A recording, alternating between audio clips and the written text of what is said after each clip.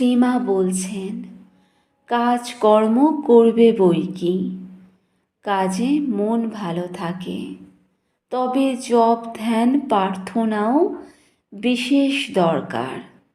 অন্তত সকাল সন্ধ্যায় একবার বসতে হয়। ওটি হলো যেন নৌকার হাল। সন্ধ্যাকালে একটু বসলে সমস্ত দিন ভালো মন্দ কি করলাম না করলাম তার বিচার আসে। তারপর গতকালের মনের অবস্থার সঙ্গে আজকের অবস্থা তুলনা করতে হয়। পরে জপ করতে করতে ইষ্টমূর্তির ধ্যান করতে হয়। ধ্যানের প্রথমে মুখটি আসে বটে, কিন্তু পা থেকে সমস্ত অঙ্গটি সাক্ষাৎ ধ্যান করতে হয়।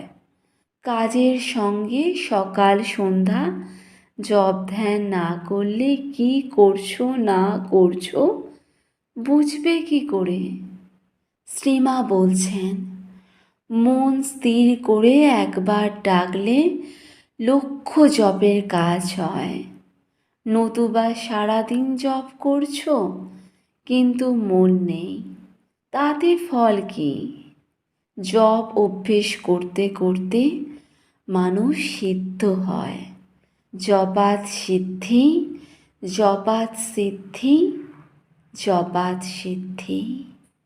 প্রারব্ধের ভোগ ভুগতেই হয়, তবে ভগবানের নাম করলে এই হয়, যেমন একজনের পা কেটে যাওয়ার কথা ছিল, সেখানে একটা কাঁটা ফুটে ভোগ হলো।